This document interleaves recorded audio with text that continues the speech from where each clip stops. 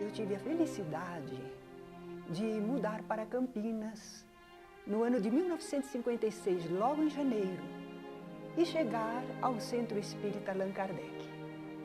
Foi uma felicidade, porque parece que estávamos aguardando essa oportunidade de um ambiente estimulador e que abrisse campo para o nosso trabalho.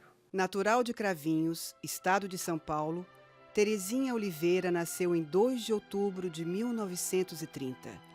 Terceira filha da católica Ana e do espírita Pedro de Oliveira, Terezinha passou parte de sua infância no litoral paulista, em Santos, transferindo-se para Ribeirão Preto em 1940, após a morte do pai. Sua mãe, Ana Oliveira, vê sua mediunidade aflorar-se e busca ajuda na religião que o marido professava. Terezinha, ainda menina, acompanha a mãe ao Centro Espírita Apóstolo Paulo, onde observa com atenção os comentários evangélicos dos palestrantes. Ainda na flor da idade, percebe que nada do que ouvia lhe era estranho. Tempos depois, começa a frequentar as aulas de catecismo espírita no Centro Espírita Eurípides Barçanufo, também em Ribeirão Preto, onde, além dos estudos da doutrina espírita, era prática entre seus frequentadores a participação em peças teatrais escritas e montadas por José Papa, dirigente da instituição cristã seguidora dos ensinamentos de Jesus, segundo Allan Kardec. Terezinha participou de algumas dessas apresentações. A adolescente Terezinha Oliveira começa a frequentar o curso de datilografia e auxiliar de escritório da Escola e Biblioteca dos Pobres, instituição fundada e mantida por espíritas desde 1928.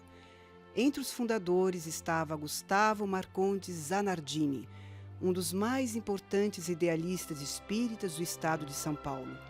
O seu Gustavo Marcondes, ele veio de Ribeirão Preto, onde militou no movimento espírita, né? E em Ribeirão Preto ele fundou a Escola e Biblioteca dos Pobres. Porque seu Gustavo, embora fosse da área bancária, né, ele era funcionário do Banco do Brasil, ele era um educador nato e desde o começo da sua tarefa se preocupava muito com a criança e com o jovem, né, principalmente a criança e o jovem carente. Então lá em Ribeirão ele fundou essa Escola e Biblioteca dos Pobres. Para ajudar nas despesas da família, Terezinha sai à procura do primeiro emprego.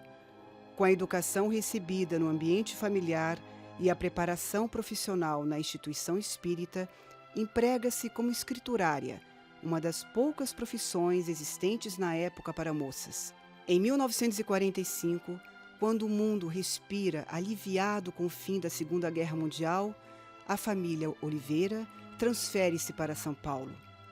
Na capital paulista, Terezinha, apesar das dificuldades, conclui o ginásio, pelo então chamado Madureza, que favorecia a quem não pudera realizar os cursos regulares. Com a excelência dos ensinamentos espíritas recebidos através das obras dos pioneiros Allan Kardec, Leon Denis, Gabriel Delany e dos recentes livros psicografados pelo jovem e médio Chico Xavier, Terezinha Oliveira consolida para sempre sua adesão ao espiritismo. Na década de 50, as famílias brasileiras procuram se adaptar aos novos tempos. Em 1956, a família Oliveira muda-se para Campinas, São Paulo, onde passam a frequentar o já renomado Centro Espírita Allan Kardec, fundado em 1938 pelo mesmo Gustavo Marcondes Zanardini, o idealista espírita da Escola e Biblioteca dos Pobres de Ribeirão Preto, hoje conhecido como o Apóstolo da Educação. Terezinha Oliveira e Gustavo Marcondes se encontram pela primeira vez. Me lembro como se fosse hoje, a primeira vez que a vi. Nós estávamos numa das salas do Instituto Popular Humberto de Campos, um grupo de jovens, tendo aula de inglês com outro companheiro. Era uma coisa extra, fora a mocidade, né? Mas ele se propôs a dar essas aulas de inglês e nós estávamos ali reunidos, quando a Terezinha apareceu na porta, assim, sorrindo, e acenou para todos nós. figura simpaticíssima, jovem, bonita, sorridente. Então, marcou muito essa primeira presença. E logo em seguida, ela começou a participar das reuniões da Mocidade Espírita. Naquela época não havia limite de idade. Participavam jovens de 14, 15 anos como eu, até pessoas mais velhas. E, então, às vezes, eu sentia até um pouco de inibição diante dos mais velhos. Terezinha Oliveira ingressa, então, na Mocidade Espírita do Centro Allan Kardec e ajuda a fundar o jornal Alavanca. Passa a fazer parte da sua diretoria e colaborar com seus editoriais.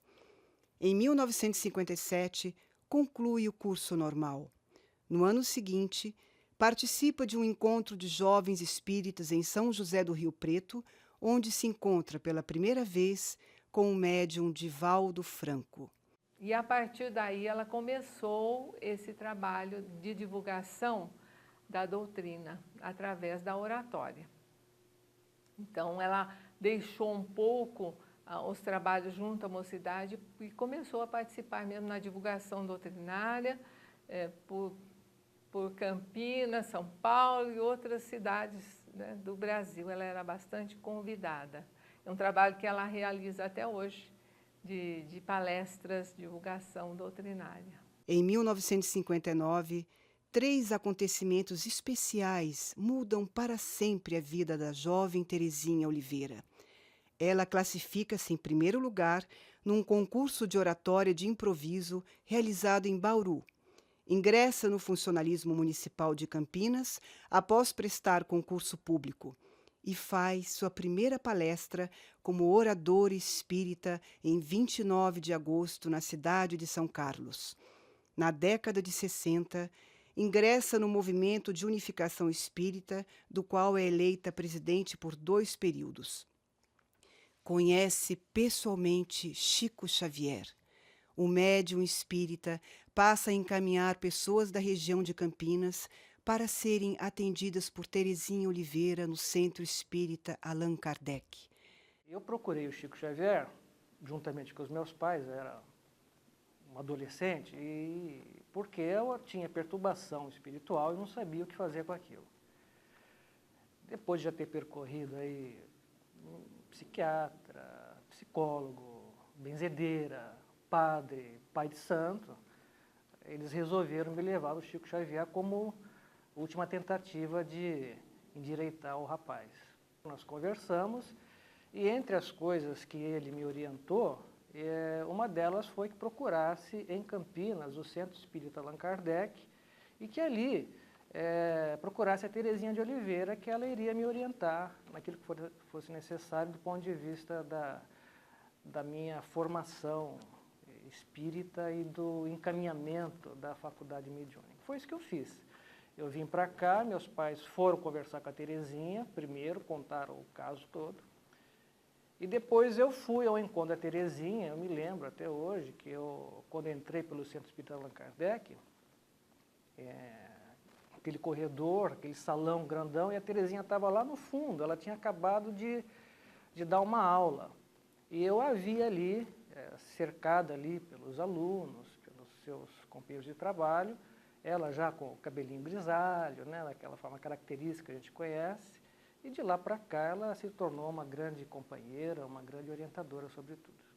Terezinha Oliveira, além de se dedicar às atividades de divulgação doutrinária da instituição e elaborar cursos de espiritismo, faz parte de sua diretoria, chegando a ocupar a presidência por 4 gestões, de 1980 a 1988. Pesquisadora dedicada, começa a escrever livros que examinam os princípios doutrinários espíritas e, especialmente, os ensinamentos do Evangelho de Jesus à luz do cristianismo redivivo. No movimento espírita, se as pessoas quisessem conhecer a vida, os ensinamentos, a história de Jesus, na literatura espírita, nós quase não possuíamos. Tínhamos elucidações evangélicas ou espíritas do Saião e do Cair Barchutel, as obras que o Cair Barchutel escreveu. Mas uma obra de análise histórica não possuíamos. E ela fez isso ao longo dos anos. num curso que tornou-se portentoso no tocante às informações e que nós possuímos no Centro Espírita Allan Kardec com toda facilidade. E o que é lamentável é que as pessoas, de forma geral, não consigam reconhecer a importância do estudo do aspecto histórico da vida de Jesus. E ela conseguiu fazer isso com uma linguagem didática e científica. Porque todas as fontes são citadas, todas as informações são confirmadas. A preocupação dela de apresentar aquilo que de melhor os historiadores encontraram de Jesus até o momento. A Terezinha é uma figura excepcional, firme, é um amor de criatura, é um coração imenso, é uma dedicação completa à doutrina espírita, inteligente. Escreveu uma interpretação muito bonita das parábolas de Jesus, muito bonita, temos várias na estante espírita, mas ela escreveu muito bonito. Ela tem um estudo profundo que ela dá aula sobre a mediunidade dentro do Centro Espírita, já presidiu o Kardec. Ela é aquela que semeou, não é? E a planta nasceu e deu frutos. Como pessoa, ela tem um porte, uma postura, que eu digo é a verdadeira postura espírita, que eu acho que todo espírita deve ter. Ao mesmo tempo de firmeza, de segurança, de bondade, de nobreza, de humildade. E que está sempre disposta a te abrir a porta para aquilo que você precisa. Então, para mim, foi assim. Ela é uma pessoa muito acessível. Terezinha Oliveira é uma pessoa que você quer conversar com ela, você precisa conversar sobre problemas pessoais seus, sobre dúvidas que você tem, ou sobre a vida, sobre qualquer coisa da sua vida. Ela é uma pessoa que está sempre de coração muito aberto, te ouve, conversa com você, dá conselhos, também recebe conselhos. É uma pessoa humana, acima de tudo humana. Terezinha é uma pessoa muito acolhedora, muito simpática, né? Muito fraterna.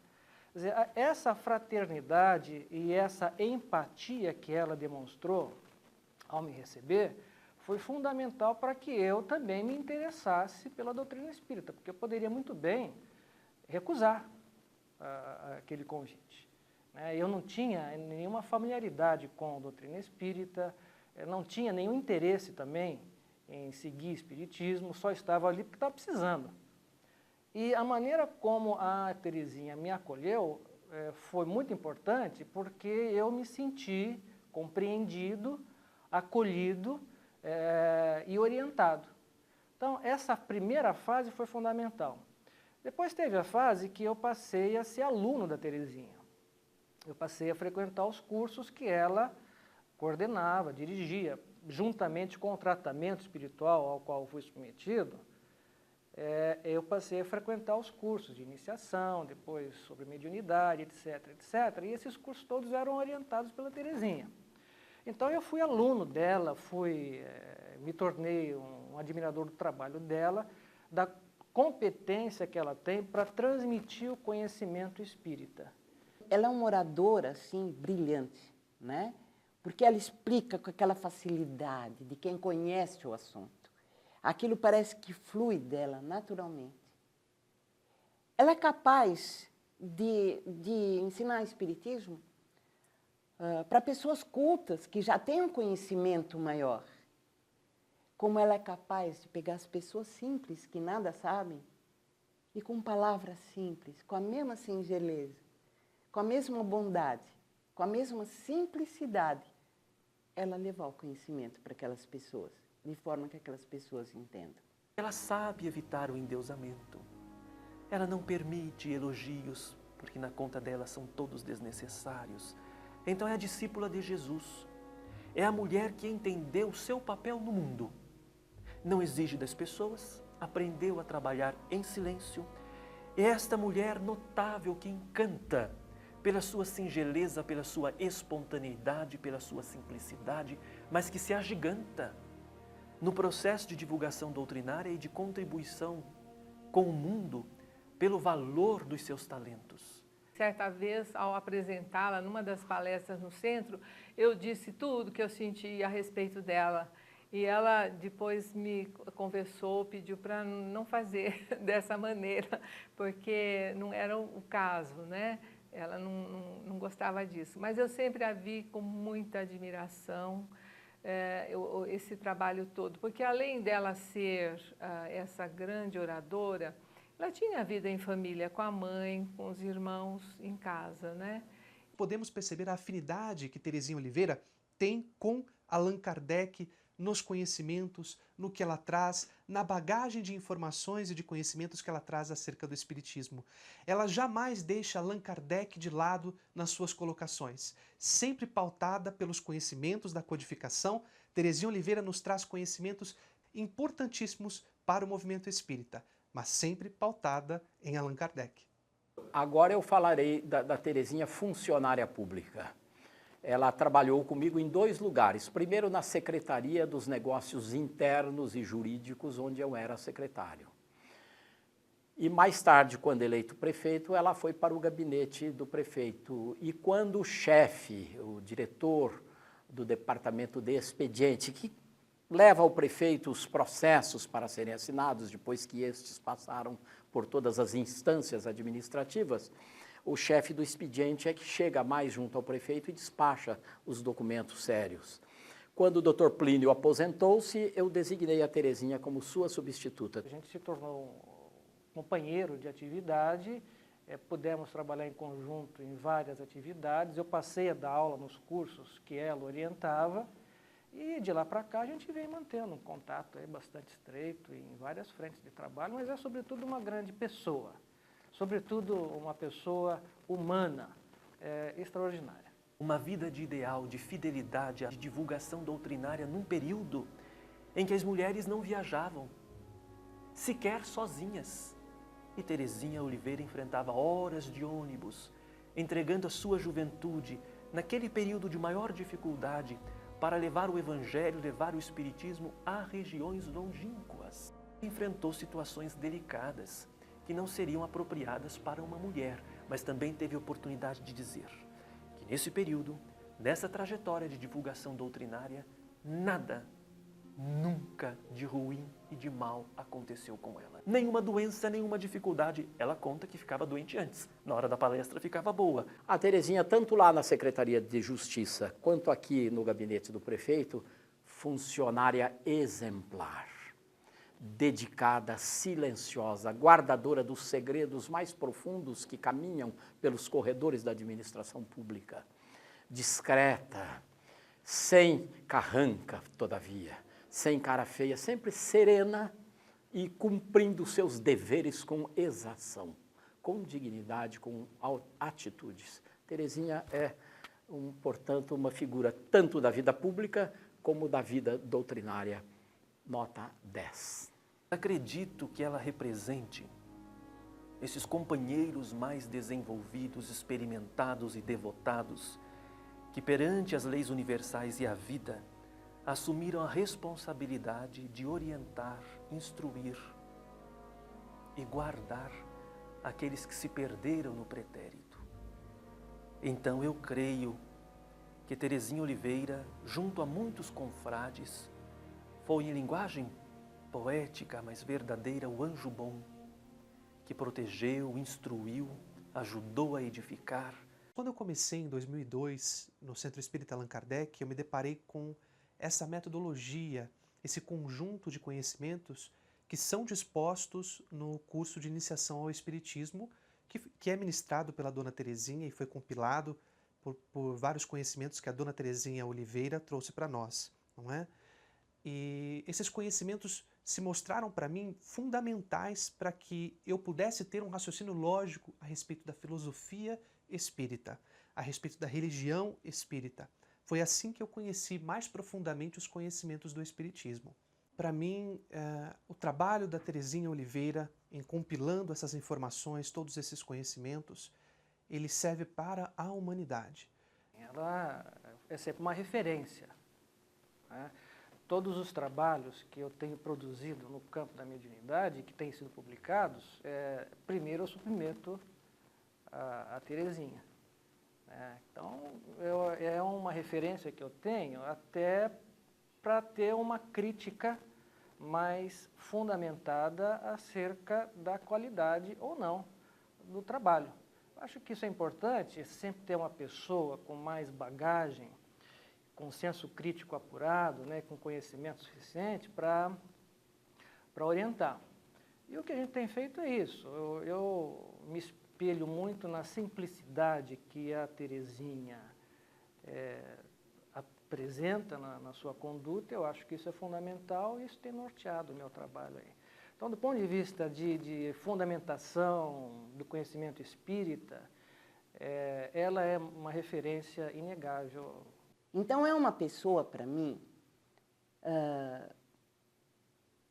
que tem aquela altivez nobre, não é altivez de orgulho, mas aquela pessoa que se impõe por si mesma, né? Que demonstra uma dignidade muito grande, que tem um conhecimento profundo, que escreveu mais de 600 obras, que se dedicou a fazer livros de cursos para que se pudesse estudar o Espiritismo, reuniões mediúnicas, ensina sobre mediunidade, o que é o Espiritismo. É sobre ciência também, porque ela fala, num livro de curso dela, ela tem um capítulo inteiro sobre evolução do homem. Fala de quando surgiu o homem, quer dizer, é uma pessoa que busca conhecer para poder dar o melhor de si. O último livro que ela escreveu, que eu apreciei muito, eu até comentei com ela que tinha um estilo diferente do estilo próprio dela, né? Então, a mediunidade, eu acho que é dessa forma bem sutil, nada ostensiva. E ela me mostrou umas poesias que ela escreveu, não espíritas, mas de um estilo completamente diferente, rico em poesia, em rima, em tudo que uma poesia clássica tem, e que eu penso que também esteja inspirado por algum poeta. Curiosamente, esta mulher notável é a descrição em pessoa. Raramente fala de si mesma. E nós soubemos das suas poesias há pouco tempo, quando compartilhou conosco, e ainda de maneira muito modesta, oferecendo páginas mimeografadas, xerocadas dos seus arquivos. Mas ela pouco fala das suas poesias. Ela me faz lembrar uma frase de Paulo Apóstolo. Fiz-me pobre para os pobres e rico para os ricos. Então, ela é assim, quando ela está num meio maior, que tem conhecimento maior, ela tem aquela linguagem que é apropriada para aquele ambiente.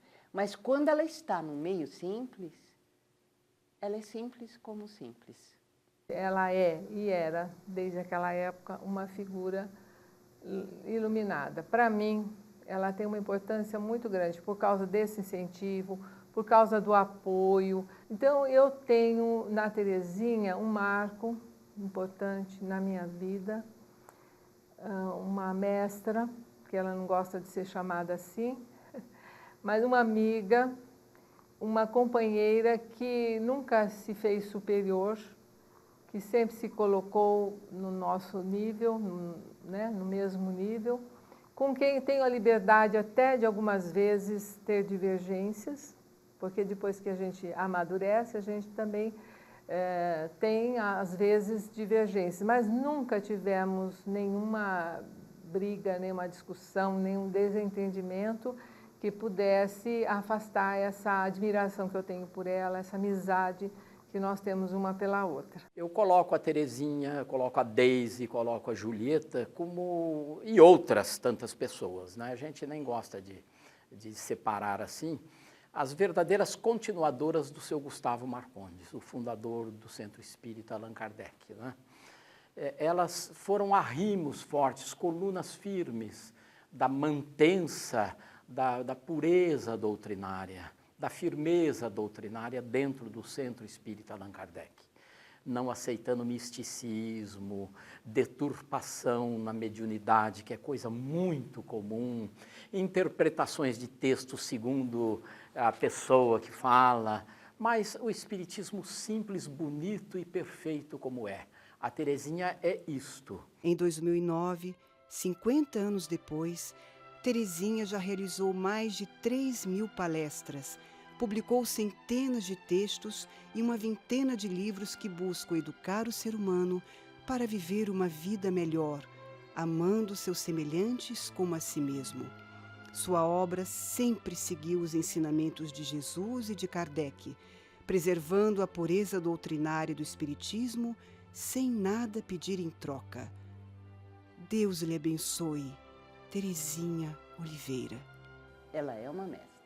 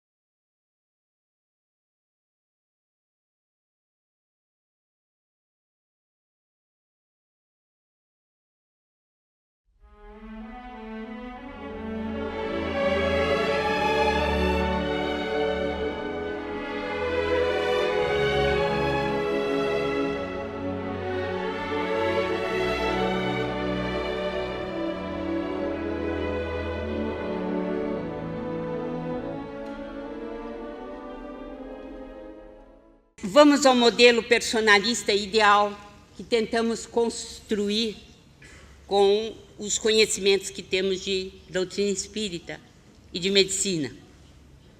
A vida é um bem outorgado. Nós podemos chamar o planejador do que nós quisermos. Eu chamo Deus. Para você pode ser o Ser Supremo. Ou pode ser o divino planejador. Ou pode ser Alá ou Jeová. Não importa. A vida é um bem outorgado. É um mistério, um segredo entre o possuidor dela e o seu Criador. Nenhum médico, nenhuma nação, ninguém tem o direito de interferir na vida. Não foi sem razão que Jesus respeitou os 10 mandamentos recebidos por Moisés. E um deles é muito claro: não matarás.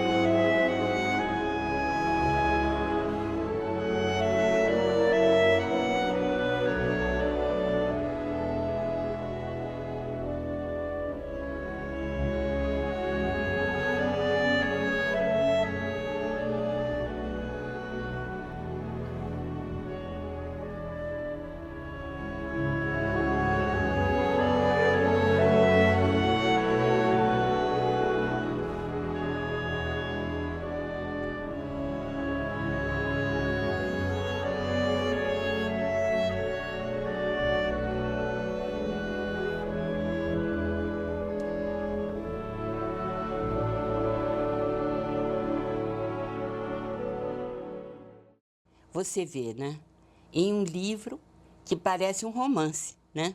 E é um romance, mas verdadeiro, tirado da vida real. E a vida continua. E ele fala, né, através do instrutor Cláudio. Em última análise, chegaremos a saber que a matéria é luz coagulada, substância divina que nos sugere a onipresença de Deus. Isto está no capítulo 9. Veja bem, que interessante, porque no livro, né, Espaço, Tempo e Além, Tobin e Sarfati têm a mesma teoria na física, né, que a matéria é constituída de luz capturada gravitacionalmente. Então, nós temos um campo de pesquisa nessa área muito grande. E o André Luiz vai ser motivo de levantamento por parte dos cientistas quanto a essa revelação.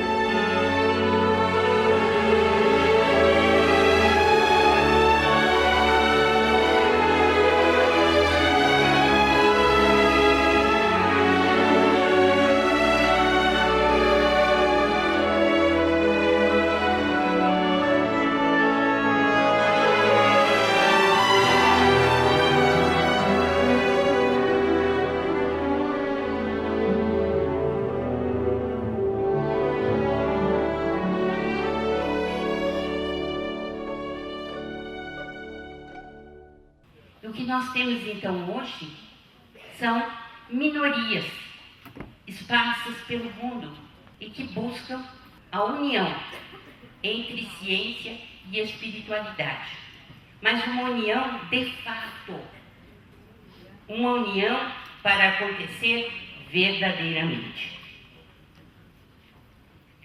Nós nos apresentamos ao mundo como uma minoria criativa.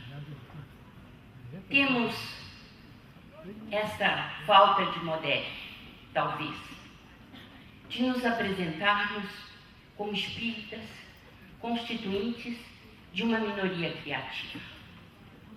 E o que estamos fazendo? Buscando diálogo com outras minorias criativas, porque o professor Fritjof Capra colocou muito bem em seu ponto de mutação que as minorias criativas deveriam se intercomunicar, deveriam se buscar, trocar impressões, fazer planos, projetos.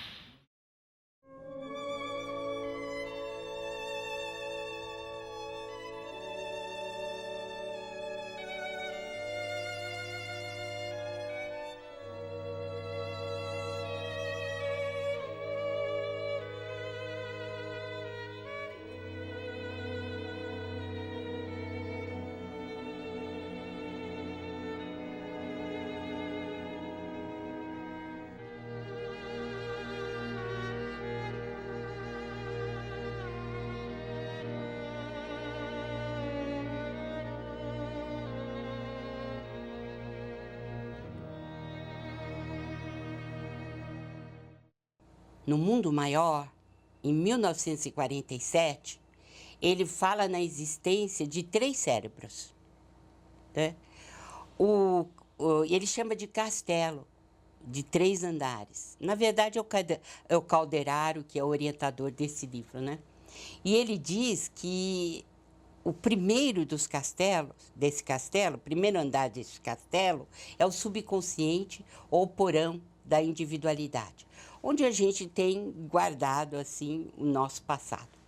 O segundo andar né? É o consciente. São as conquistas presentes, atuais, que você fez nesta encarnação, ou que você está vivendo na atual encarnação, e que implica no córtex motor, ou naquilo que conhecemos, então, como o cérebro propriamente dito. E o terceiro seria o superconsciente, que é o ideal, a meta superior, os estímulos do futuro, aquilo que o indivíduo tem de melhor, que estão nos lobos frontais, né? A parte mais nobre do ser humano. Bom, ele disse isso em 1947. Qual não é, né, a surpresa quando, em 1968, né, quase 20 anos, mais de 20 anos depois, né, nós tivemos um livro que marcou época, que foi The Triune Cerebral Brain in Evolution, que é do Paul MacLean, nos Estados Unidos. E ele fala exatamente isso, que nós temos 3 cérebros, né? E delineia esses 3 cérebros, mostrando, então, a grande atualidade da revelação de André Luiz.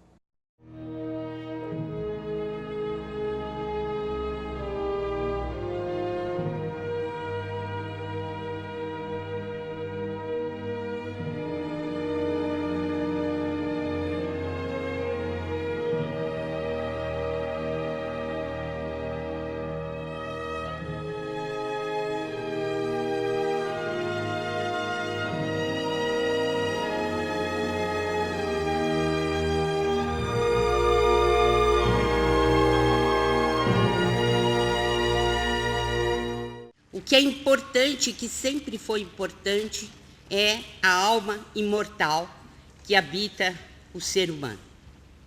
Essa pessoa que nós somos, semelhante às máscaras que se usam desde tempos imemoriais nos teatros, para se ter ideia da personalidade, o que a personalidade significa. Então, esta escola muito antiga está alicerçada, enraizada em Platão e Aristóteles. E tem, por evidência, a pessoa humana.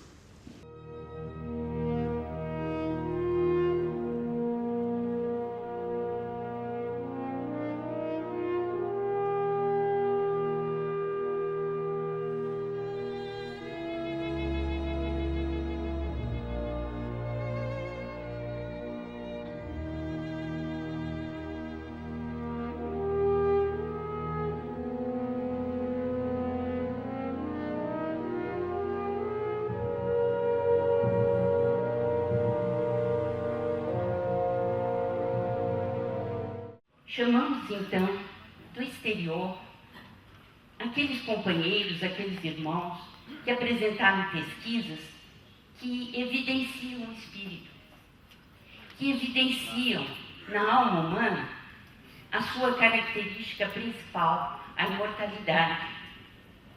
E temos, então, a grata satisfação de termos entre nós companheiros, pesquisadores, que falam deste algo imaterial que pertence ao ser humano e que permite, então, em termos de integração entre corpo, mente e espírito. É para isso que estamos aqui. Nós acreditamos que a dignidade do ser humano vem da alma. Voltamos aos princípios de Platão e Aristóteles.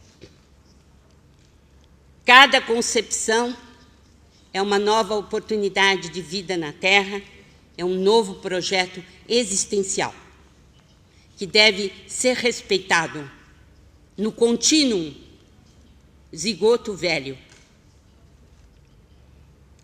E o respeito ao embrião, deficiente ou não, é o respeito ao contínuo. Esse contínuo, senhoras e senhores, tem bilhões de anos de evolução. 3 bilhões e 600 milhões de anos de evolução. E cada um de nós está aqui porque sua mãe assim o quis.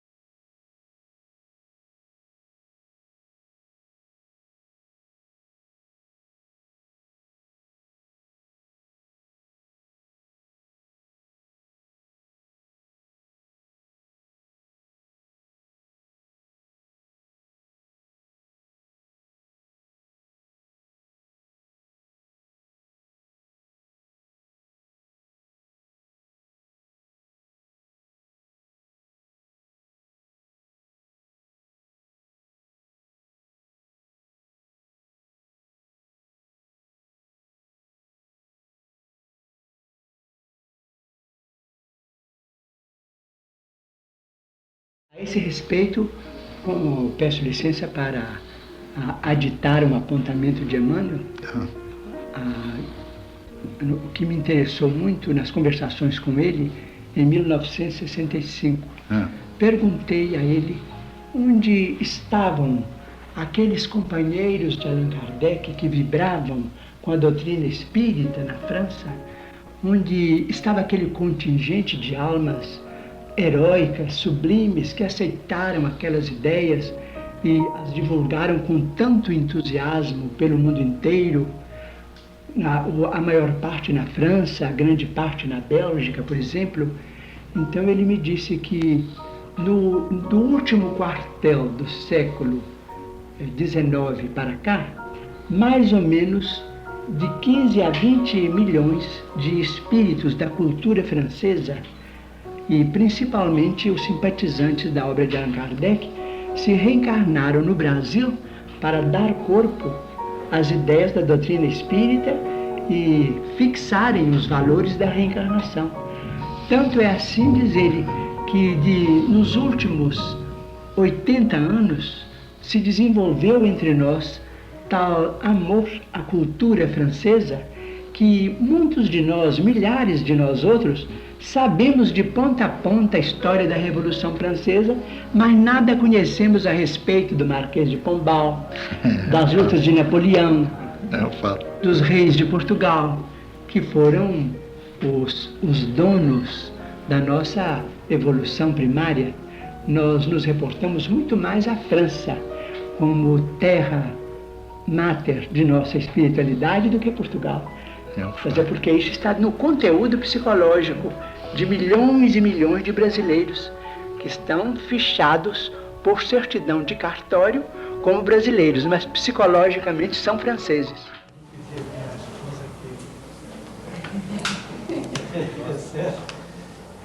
Será que está muito forte?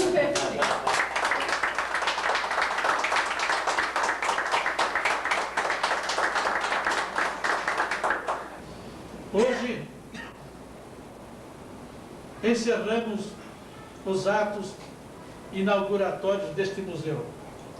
Eu não poderia deixar de convidar para que venha aqui, assuma aqui a essa mesa, essa tribuna, a minha companheira, doutora Elza Mazoneto Machado.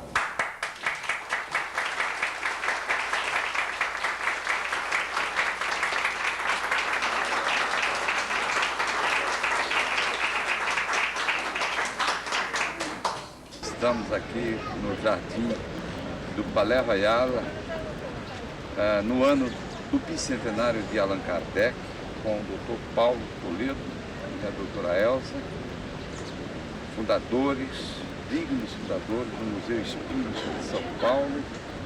Ao fundo, a Galeria d'Orléans, onde existia a Livraria Dandy, onde Kardec lançou o Livro dos Espíritos. A história relata que o parou logo na frente. O relato que Canuto fala no livro do qual o senhor editou é exatamente nesse local aqui, onde era a Galeria Dandy. Você registrou isso? Aí, é isso aí. Vai lá, doutora Elza, também. Pode ir juntos. É, exatamente. Aí com certeza o codificador pisou.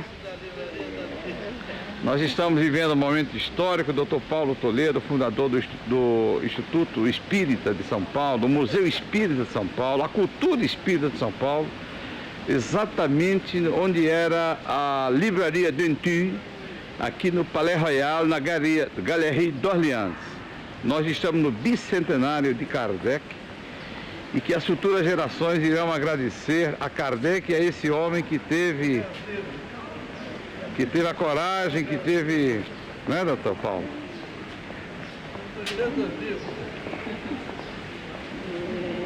Sabe que aqui dá um frio, né? Mas aqui é um ventinho que vem. Que bom.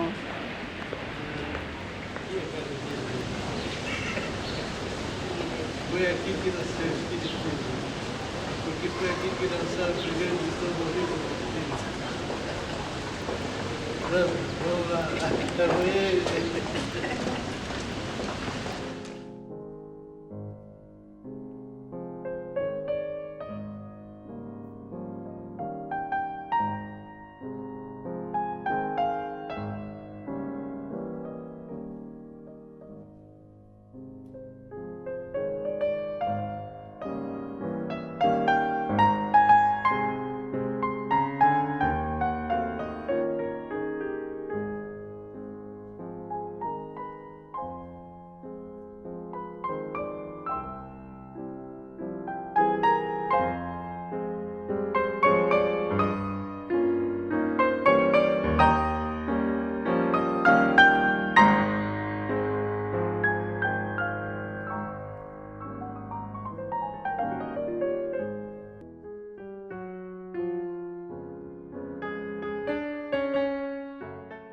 Nesse local aqui que o mestre Kardec morava, no número 35 aqui dentro, morava Gabriel Delana. E quando ele era garoto, quando ele foi lançado o Livro dos Espíritos em 57, foi o ano que ele nasceu, né? E quando Kardec morreu, o garoto Delany, filho de Alexandre Delany, brincava na casa de Amélie e do mestre Kardec.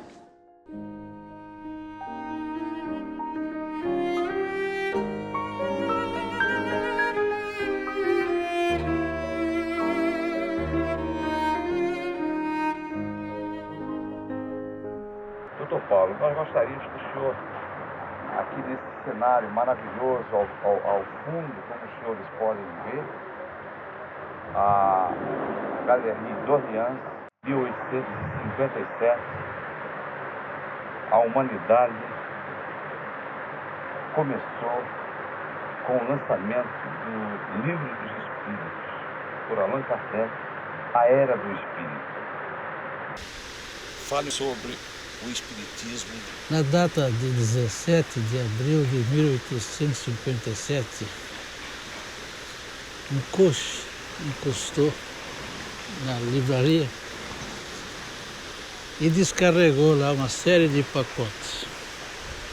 E lá estava o Livro dos Espíritos, que iria ser lançado no dia seguinte, no dia 18 de abril de 1857. Bem, para nós espíritas, de certa forma, começa toda a nossa história aí. O período espirítico da história da humanidade. É claro que a influência dele teria que despertar o interesse, o ideal em muitas criaturas. Na minha terra, por exemplo, em Itapira, interior do estado de São Paulo, no Brasil, o espiritismo já era doutrinário no ano de 1914, quando foi construído o primeiro centro espírita. Eu, portanto, nasci já numa família espírita. Tive o privilégio de só conhecer, vou dizer, na minha infância, minha juventude, o espiritismo. O senhor considera como um privilégio? Eu considero como um privilégio. Eu não sou, vamos dizer, como comumente eram as criaturas na época e nos dias de hoje, católicos. Eu nem sou batizado. Eu nasci no ambiente espírita mesmo. Então, para mim foi um privilégio. Meu pai me deixou grandes lições, embora ele tenha desencarnado com 46 anos. Né? Então eu vivi sempre nesse meio. Eu sempre colecionei coisas, recebíamos em nossa casa não somente os oradores espíritas, mas também as pessoas necessitadas, o pessoal que vem do sítio. Mas nós temos uma herança e temos que zelar por ela também. Não apenas a que Kardec nos deixou, mas que floresceu na minha casa. Né? Então, eu quando tinha 8 anos, meu pai desencarnou. Aí nós viemos para São Paulo, deixamos Itapira, viemos para São Paulo. Né? E as obras continuaram e surgiu lá o Instituto Bairral. Inicialmente foi a casa de Allan Kardec, foi a caixa dos necessitados que foi aberta lá. Quando eu vim para São Paulo, no bairro da Lapa, havia um atraso imenso em termos de conhecimento doutrinário. Em 1942, nós criamos um centro espírita na Vila Pompeia. Eu fui presidente, 42, deixa eu ver. 42, 43. Eu tinha 20 anos, mais ou menos, 18, 20 anos. O senhor criou um centro, foi presidente do centro espírita com 18, 20 anos? Centro Espírita Allan Kardec. Na Vila Pompeia? Na Vila Pompeia. Né? E depois, em 1947, começou um movimento na Zona Oeste para criar a União da Mocidade Espírita Lapa. A impulsionadora desse movimento foi a doutora Elza Mazoneto Machado. Sua esposa. Da atual. Ela criou, aliás, ela mobilizou a Zona Oeste. Foram 33 associações espíritas que se reuniram para formar a Mocidade Espírita da Lapa. Talvez foi a única no gênero aqui em São Paulo, porque as outras eram um grupo mais ou menos assim, de uma entidade. Qual foi a ideia do senhor? Como é que o senhor teve a ideia do museu? Eu estou vendo que você quer que eu fale só do museu. Não, queremos avançar mais. Bem, aí é que está. Há um momento que dá um tique, não tem? E a gente desperta, né? Eu sempre colecionei, tanto é que na minha casa ainda hoje é um museu. Se um dia você for à minha casa, a minha mulher não vai deixar você ir no meu escritório. Por quê? Porque é um horror. E olha, eu tenho um horror de livros? Eu tenho uma estante lá, aliás, é muito bonita, muito bem feita, né? E todas as obras encadernadas, mas aqui não tem mais lugar e está amontoando, né? Jornais nem estou colecionando quase mais, eu já mandei praticamente tudo para o museu, né? E o museu mesmo já transferiu muita coisa, e todo o acervo da minha casa vai pertencer ao museu. Já no testamento já está designado, né? E meus filhos sabem disso também, né? Então, quer dizer, eu sempre reuni essas coisas. Chegando a doutora Elza. Doutora Elza, por favor. Sente-se lá ao lado dele. É uma cena histórica, né, que a gente está reservando aqui. Doutora Elza, esposa. A senhora pode sentar aqui também, por favor. Senta aqui. Doutora Elza é a esposa do doutor Paulo, que é o fundo Palais Royal da Galeria d'Orléans. No Palais Royal da Galeria d'Orléans, onde era a livraria Danty, onde foi lançado em 18 de abril de 1857, o Livro dos Espíritos. Doutora Elza, qual é a sensação de estar nesse local aqui, tão histórico para nós espíritas? Bom, é uma situação muito histórica, porque no dia do lançamento do livro, quando Kardec veio buscar a edição, o jornalista, o editor, havia falado que já haviam sido vendidos 50 livros, não é? Até a tardinha. E ele citou que como é que chama? Jorge Sand tinha pego 2 livros, um para ela, outro para Vitor Hugo. Doutora Elza, eu vi que a senhora, enquanto nós estávamos aqui gravando com o doutor Paulo, a senhora ficou andando aqui, sentindo a atmosfera do Palais Royal. Deu para viajar um pouco? Deu. Deu. Conte-nos então essa viagem. Uma viagem onde você, quem sabe quantas vezes Kardec não sentou-se aqui com a esposa, meditando. Com a Dulce Amélie. Com a Dulce Amélie, meditando sobre tudo que ele pretendia fazer, não é? E num recanto tão bonito, cheio de flores, florido. Eu acredito e eu viajei nesse sentido mesmo. Eu estava sentadinha no banco e disse, será que ele sentava aqui ou lá dentro? Instituto Espírita de Educação, que depois nós incorporamos também, então assumimos, né? Aí passou a ser o primário do Instituto. Nós que lançamos a Semana Espírita em São Paulo.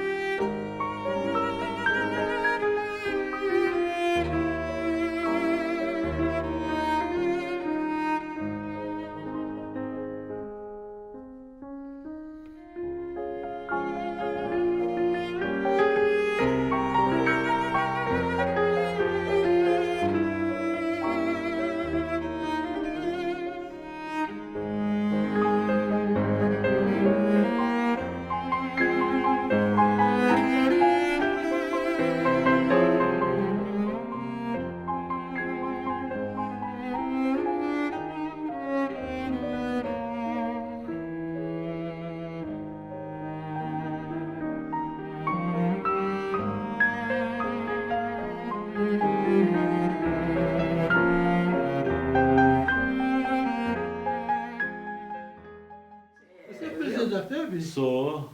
Beleza. O Nestor ficou muito doente, né? O Nestor é meu companheiro. Ficou muito doente, precisou se afastar. Obrigado, doutor Paulo. Obrigado. Presidente da FEB? Isso. Aleluia. Como é que aconteceu isso? Eu acho que cochilaram lá. E quando formou a USE, o Manso Vieira, doutor Milani e eu fomos representando a União Federativa. Ah, sei. Aí eu fui para o departamento de mocidades.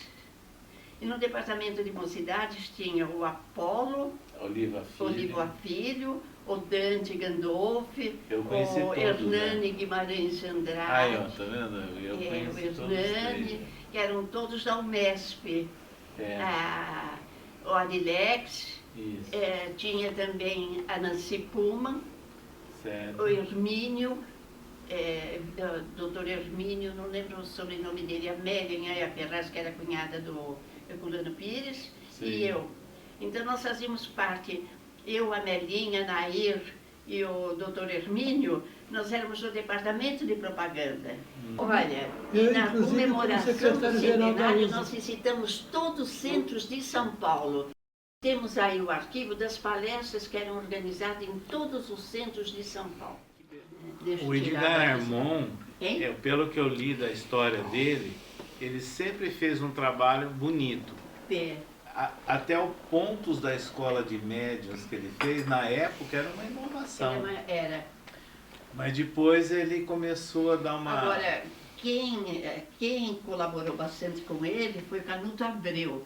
Inclusive, ele dava aulas de evangelho na Federação e o Paulo foi aluno dele, assistia às aulas de evangelho na Federação. Do Canuto ou do Edgar? Do Canuto. Mas todo coordenado pelo Edgar Armon. Histórica e lendária. Do Canuto Abreu. Canuto Abreu. E qual é a sua opinião sobre o Canuto Abreu? Eu sempre admirei. Ele era um grande espírita. Grande espírita. Idealista. Ele não tinha campo na época, porque o meio espírita era o campo fechado, né? Pela ignorância, né? Ele era muito inteligente na época. Era muito claro.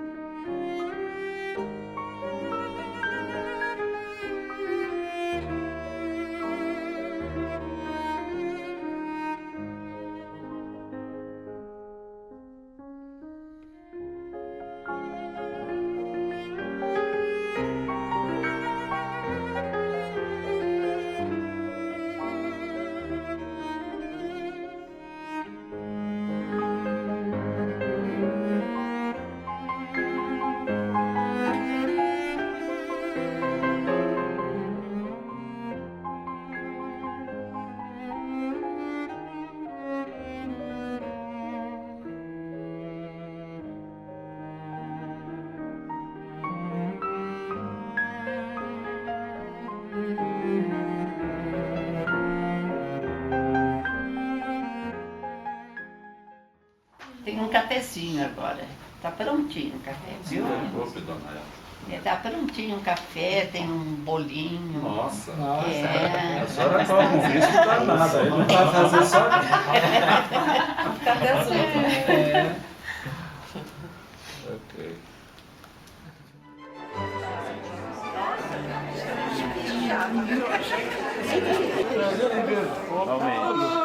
Eu também estou. Um abraço para vocês. Eu dar um abraço em você, ó. Como é?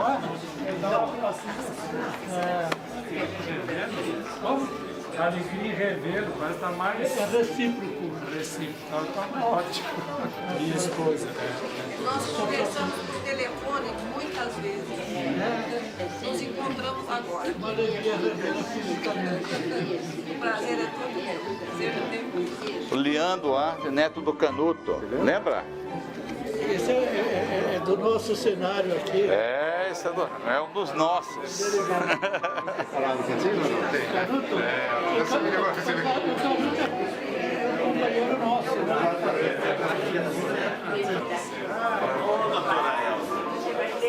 Como é que vai? Graças a Deus temos que Viu que a história aqui hoje, cara? É uma alegria grande. Viu só? Hoje eu passo para 2 presidentes. Bom te ver.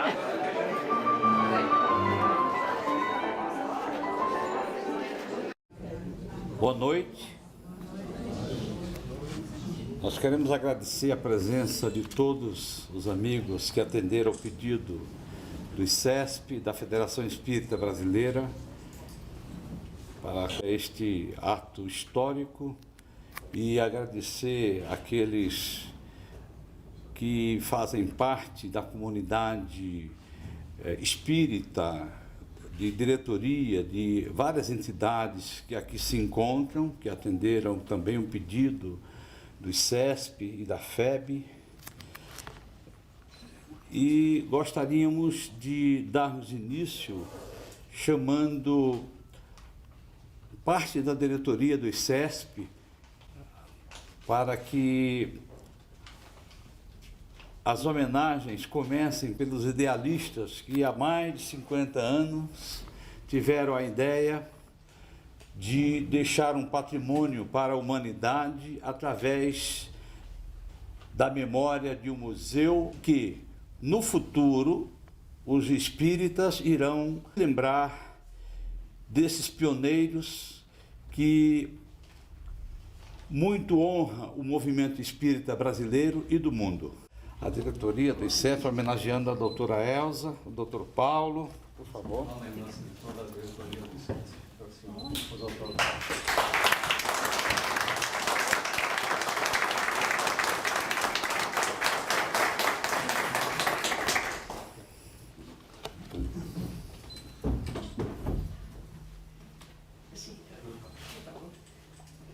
Doutor Paulo e doutora Elza, pelos exemplos inesquecíveis de seriedade, dedicação e amor à doutrina espírita, recebam nosso eterno agradecimento com votos de muita paz em Jesus. Companheiro do ICESP, 18 de abril de 2013. Muito obrigada. Eu fiz um rascunhinho aqui, não vou demorar muito na minha palestra, para contar a história da nossa casa. Estamos transferindo uma instituição sólida, com uma diretoria solidária, sem qualquer problema. Neste momento, em meu nome e do Paulo, quero agradecer a cada um dos nossos diretores. Agora eu não consigo mais. Secretária-geral, a Silvia. Primeira secretária, Josi Perão. Segundo secretário, Gerson Faria. Tesoureiro, Elifas Valente. Segundo tesoureiro, Isidoro Teixeira. Procurador, que eu fiquei feliz em vê-lo, Flávio, 60 anos trabalhando conosco. E o Zezinho, também 60 anos trabalhando conosco. A bibliotecária, Silvia Naufer.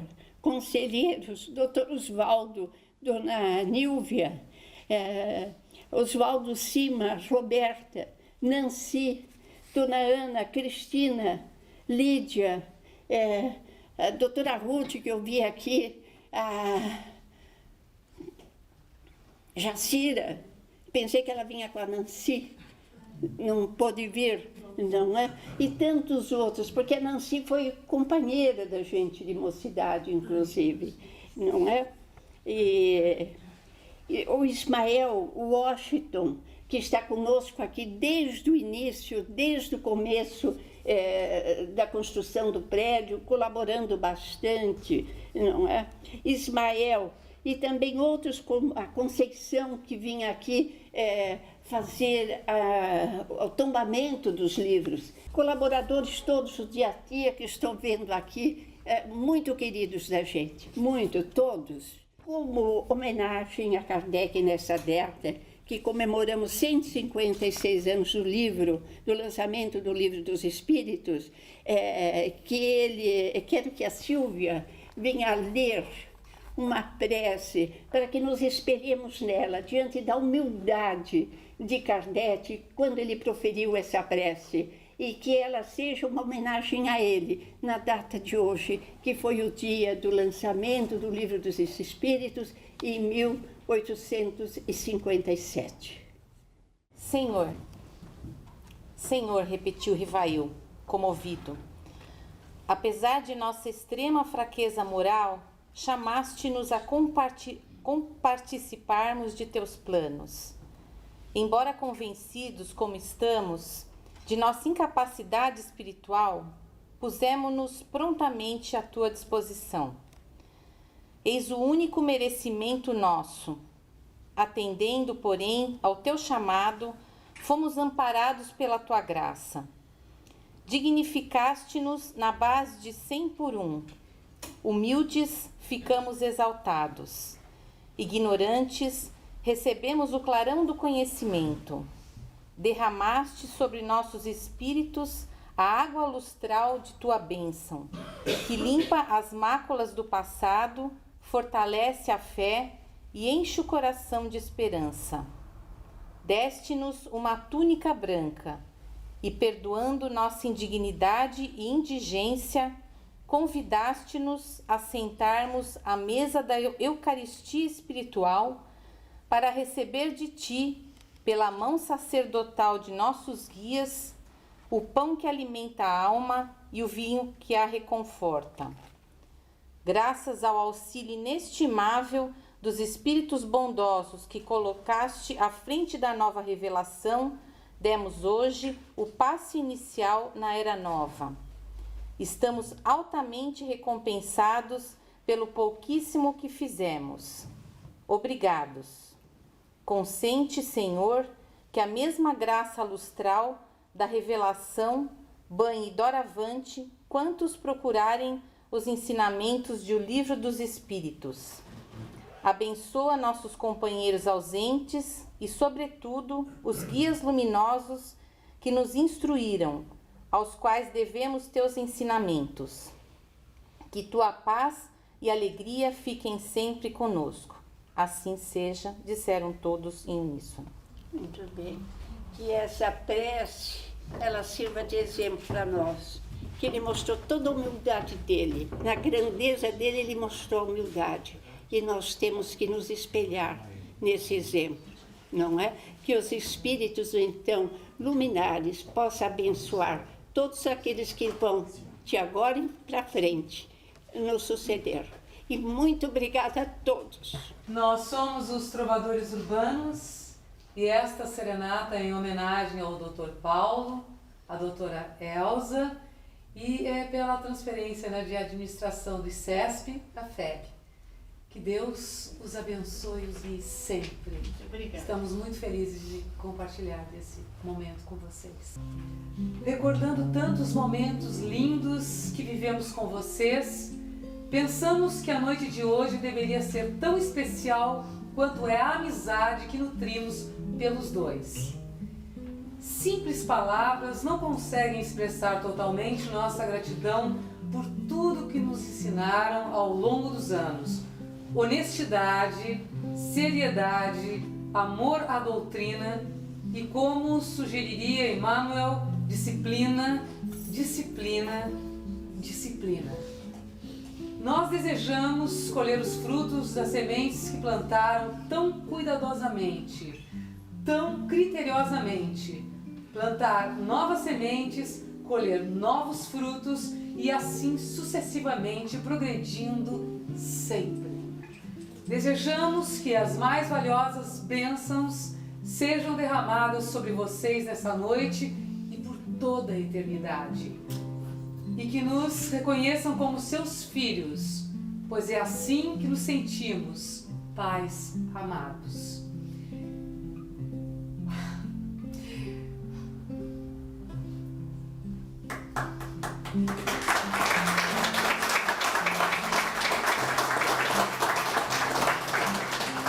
Recebam nosso muito obrigada e a certeza de que os laços que nos unem, por verdadeiros, jamais se romperão. Silvia.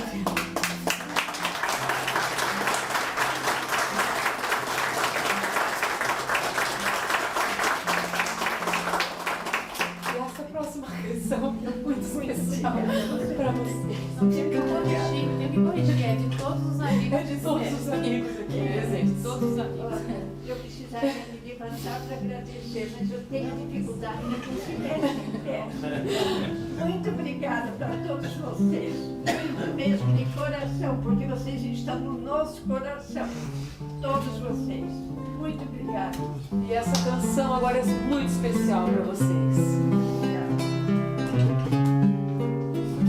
Eu tenho tanto para lhe falar, mas com palavras não sei dizer como é grande o meu amor por você. E não há nada para comparar, para poder lhe explicar como é grande o meu amor por você. Nem mesmo o céu, nem as estrelas, nem mesmo o mar e o infinito não é maior que o meu amor, nem mais bonito. Me desespero a procurar alguma forma de lhe falar como é grande o meu amor por você. Nunca se esqueça nem um segundo que eu tenho amor maior do mundo. Como é grande o meu amor por você. Meu coração, não sei porquê, bate feliz quando te ver, e os seus olhos ficam sorrindo e pelas ruas vão te seguindo, mas mesmo assim foge de mim. Eu sei que vou te amar por toda a minha vida, eu vou te amar. Em cada despedida eu vou te amar. Desesperadamente eu sei que vou te amar. E cada verso meu será pra te dizer que eu sei que vou te amar por toda a minha vida. Eu sei que vou chorar a cada ausência tua, eu vou chorar, mas cada volta tua de apagar o que essa ausência tua me causou. Eu sei que vou sofrer a eterna desventura de viver, a espera de viver ao lado teu por toda a minha vida. Em que ano nós estamos? 2015. 2015, eu sou de 1924, 76. Em 15, 90, eu tenho 91 anos. Aleluia. Eu tenho meu escritório lá, conhece meu escritório? Conheço o escritório, doutor Paulo. O senhor tem obras raras lá. É, espírita, né? Espírita, nós somos espírita. E o senhor é um pioneiro em São Paulo. Como? O senhor é um pioneiro em São Paulo. Em quê? No espiritismo. Pioneiro em São Paulo. Será? Você é.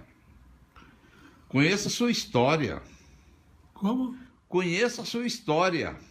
Qual é a minha história? Eu tenho que história que eu tenho? Espírita. um grande batalhador da doutrina, um fiel amigo de Allan Kardec.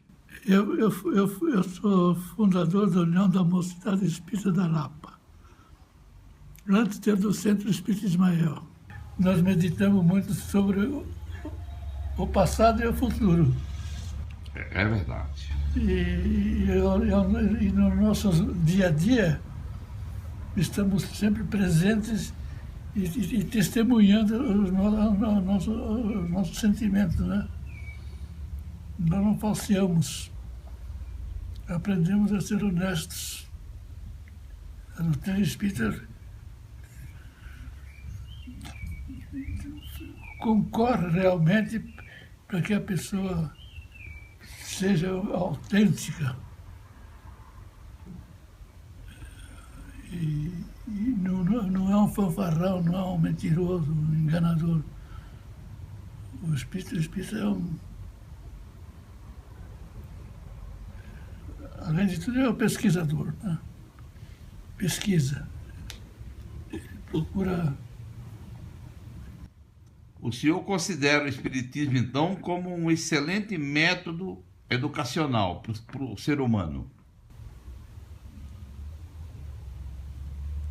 Olha, em primeiro lugar, é uma filosofia. Em segundo lugar, é uma escola. Campo filosófico, porque descortina a você uma visão maior do mundo. E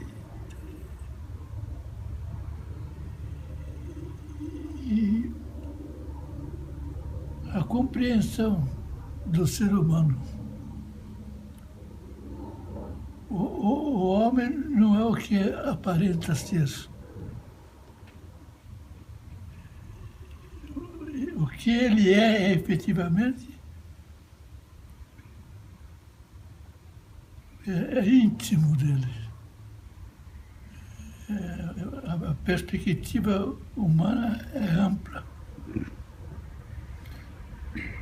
A Terra é um planeta de provas e expiações, aprendemos isso. E por que há uma escala de existência? Nós habitamos Marte, habitamos Vênus. Nós não temos essa experiência ainda. Nós só conhecemos a vida da Terra. Os recursos de que dispõe o homem hoje, através da aviação, ele poderá correr todos esses hemisférios, irá encontrar outras humanidades. Nós não temos ideia ainda. Teria Marte, Vênus e outros planetas teriam sido criados por ser criados, por ser soltos no espaço, pura e simplesmente. Tem que ter uma finalidade. A criação divina é objetiva. O próprio ser humano foi criado por quê? Qual a razão de ser do homem? Ele precisaria ter um corpo físico se a sua realidade é espiritual. São indagações que nós fazemos de nós para nós mesmos. Como espírito, eu tenho uma existência precária aqui na Terra, um período certo. Posteriormente, acabei compreendendo que nós vimos e voltávamos, reencarnávamos. O que é reencarnação? É prova da sobrevivência do ser humano. Mas o ser humano não é corpo físico, é uma realidade espiritual. E até hoje nós não descortinamos bem toda essa existência. Concorda? Concordo, doutor Paulo. Então, agora, a Terra solta no espaço ela se perde entre no sistema solar. Ela se perde aqui no espaço rodeado de quantos planetas? Iguais à Terra, nós temos Marte, Vênus, Urano, Netuno, Saturno, Plutão. São habitados. Que espécies habitam esse mundo? Nós sabemos que são habitados, sim, mas... À toa não foram criados. Nós usamos muita razão, né? Qual a importância de Allan Kardec para o senhor, que é um espírita ainda dos anos 30, 40? Olha, a contribuição que ele deu para a cultura humana foi muito grande. Ele descortinou a nossa realidade espiritual. Ele nos deu ideia da sobrevivência da alma. Não é morreu, acabou. Nós sobrevivemos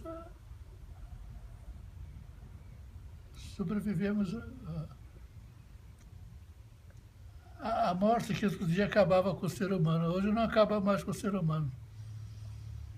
Porque nós nos comunicamos com o desencarnado. E estamos aprendendo a conhecer a realidade espiritual. Na verdade, nós não somos corpo físico. Nós somos uma realidade espiritual. Habitamos o corpo físico transitoriamente. E essa vivência é realmente uma escola para nós.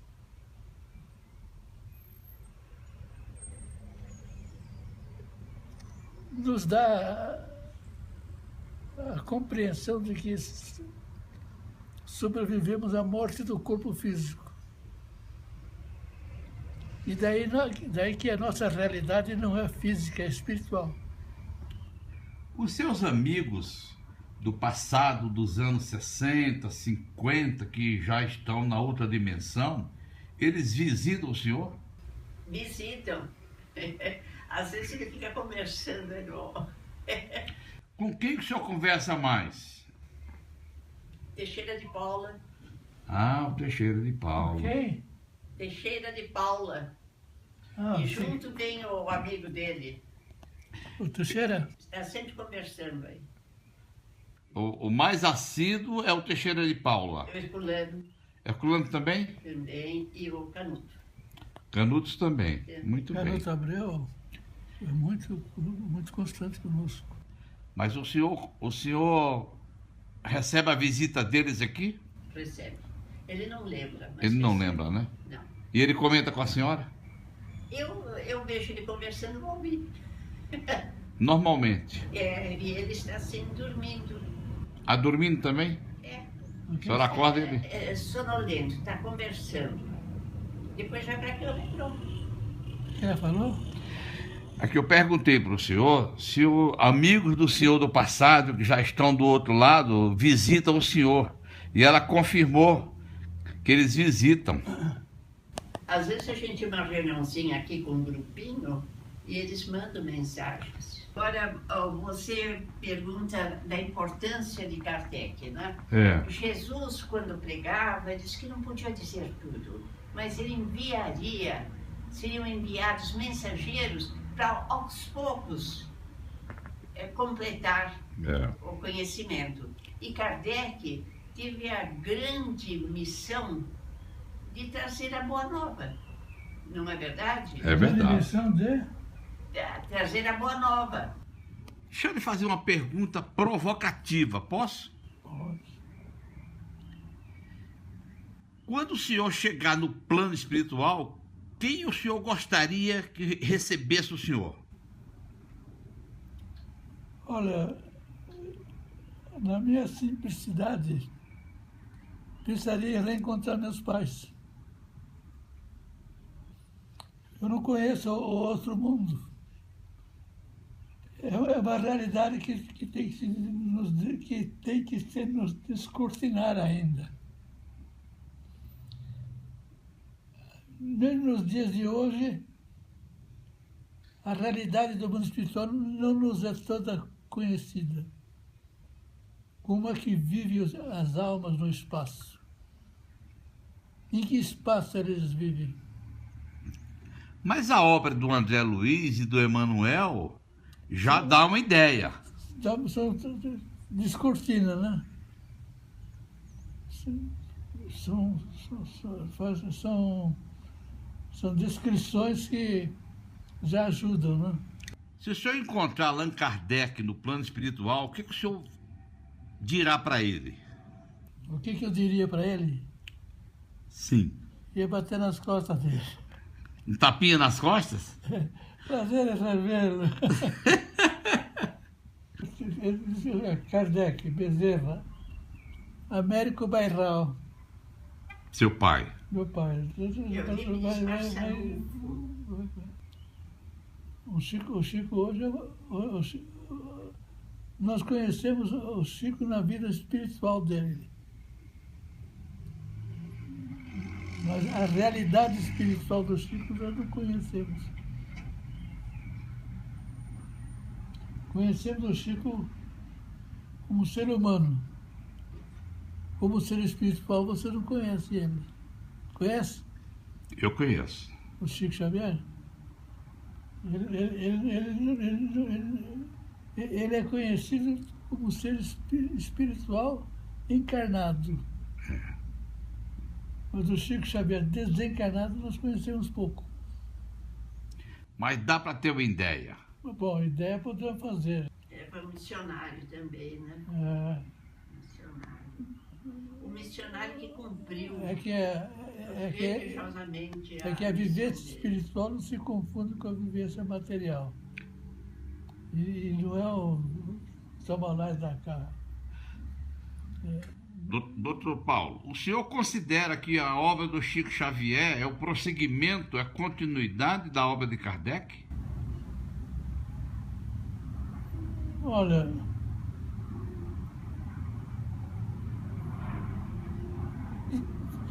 de certa forma, sim.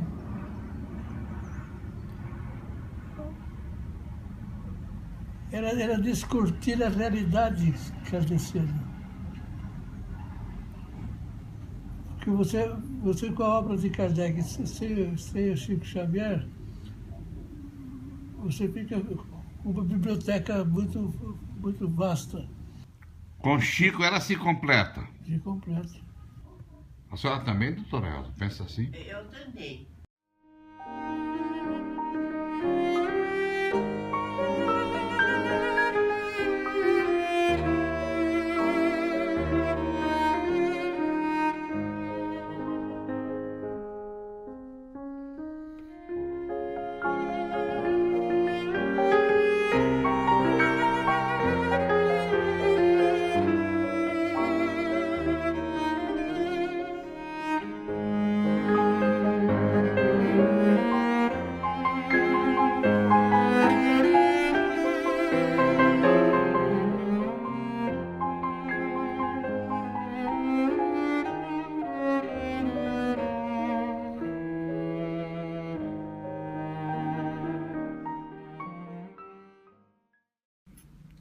Mas isso, a senhora prefere que essas coisas vão para o museu ou para o sebo?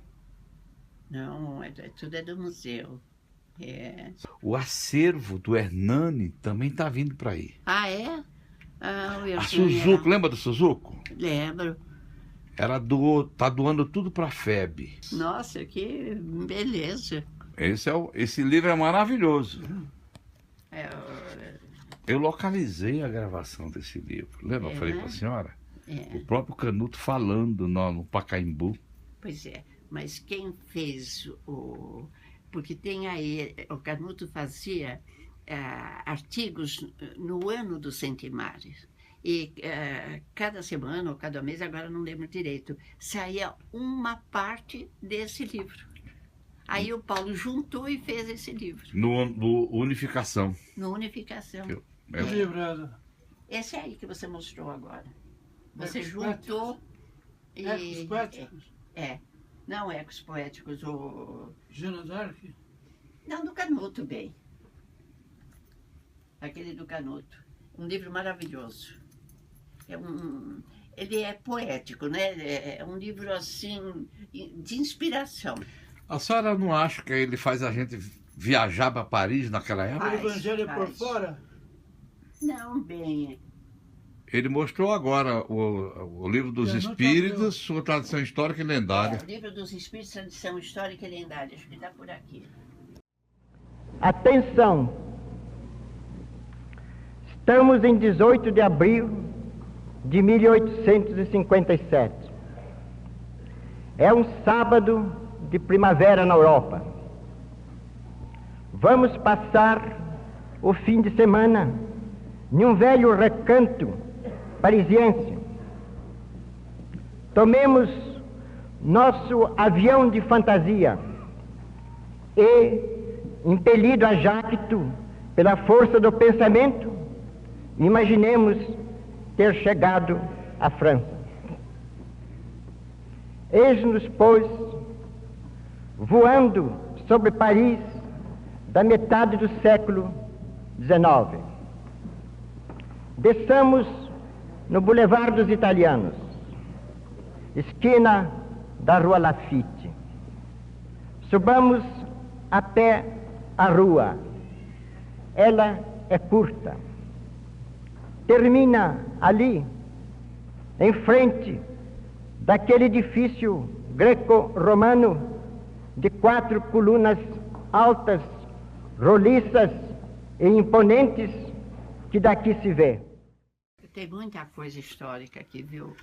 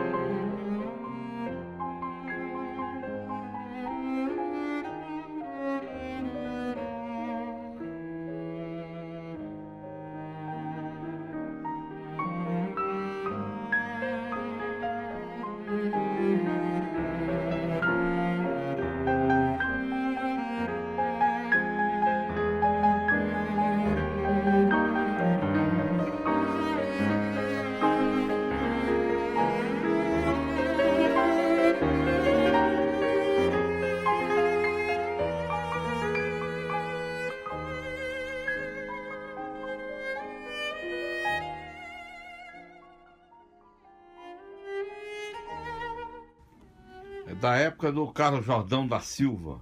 De tudo. Não é isso? Não é, doutora Elza? É diversos, além dele. Além dele. É.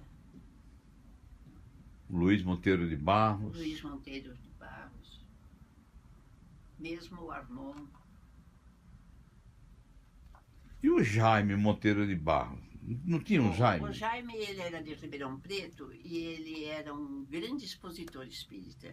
Ele era um orador muito brilhante.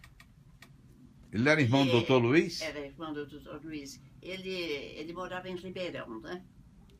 Em Ribeirão Preto. Olha, isso aqui é uma coleção.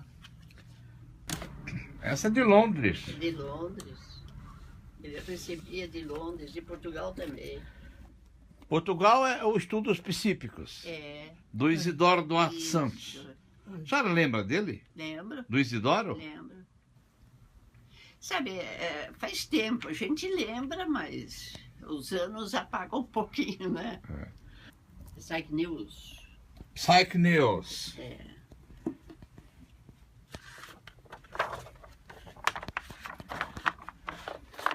Tem também de Portugal. Tem jornais de Portugal aí que ele colecionou.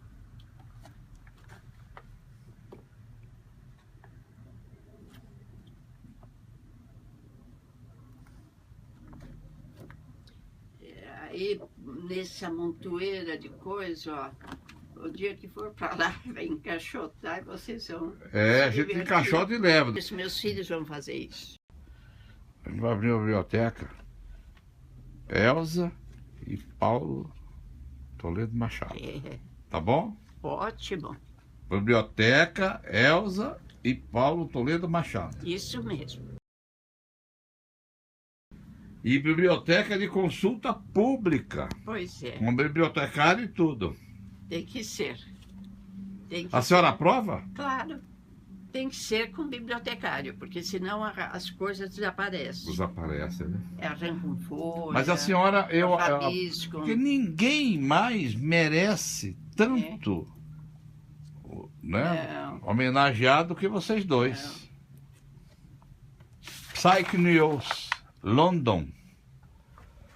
Olha aí, ó, 85.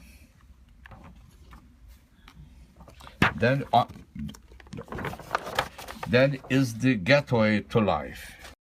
A morte é a porta para a vida. Foi uma vida.